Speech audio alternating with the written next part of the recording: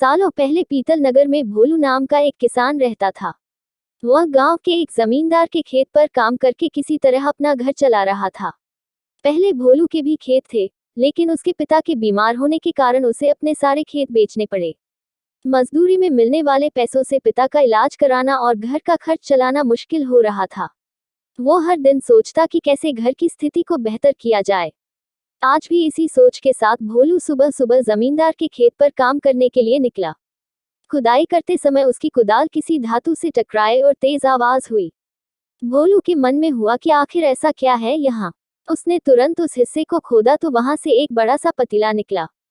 पतीला देखकर भोलू दुखी हो गया। भोलू के मन में हुआ कि ये जेवरात होते तो मेरे घर की हालत थोड़ी सुधर जाती। फिर भोलू ने सोचा कि चलो अब खाना ही खा लेता हूँ। भोलू ने खाना खाने के लिए अपने हाथ की कुदाल उस पतीले में फेंक दी और हाथ मुंह धोकर खाना खाने लगा।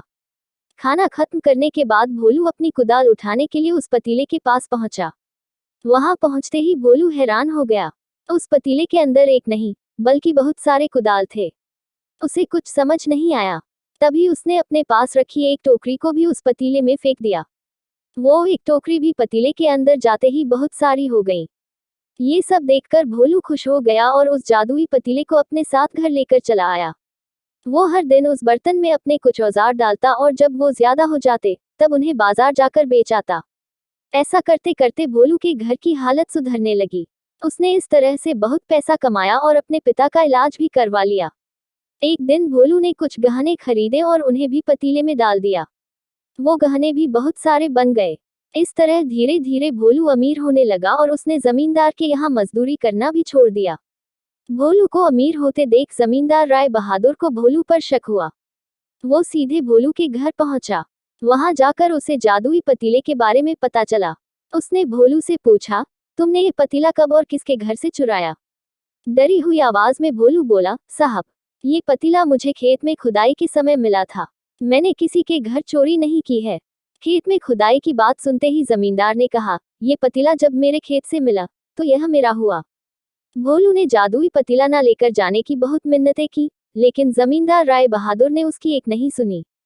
वो जबरदस्ती अपने साथ वो जादुई पतीला लेकर चला गया। जमींदार ने भी भोलू की ही तरह उसमें सामान डालकर उन्हें बढ़ाना शुरू किया।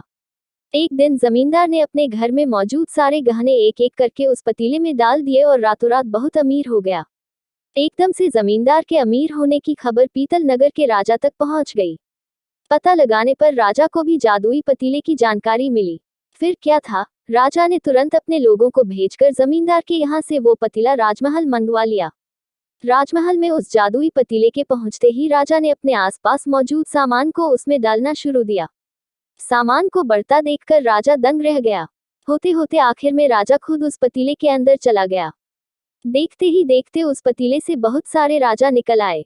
पतीले से निकला हर राजा बोलता, मैं पीतल नगर का असली राजा हूँ, तुम्हें तो इस जादुई पतीले ने बनाया है। ऐसा होते होते सारे राजा आपस में लड़ने लगे और लड़कर मर गए। लड़ाई के दौरान वो जादुई पतीला भी टूट गया। जादुई पतीले के कारण राजमहल में हुई इस भयानक लड़ाई के बारे में नगर में सबको पता चल गया। इस बात की जानकारी मिलते ही मजदूर भोलू और जमींदार राय बहादुर ने सोचा, अच्छा हुआ कि हमने उस जादुई पतीले का इस्तेमाल सही से किया। उस राजा ने अपनी मूर्खता के कारण अपनी जान ही खो दी। कहानी से सीख।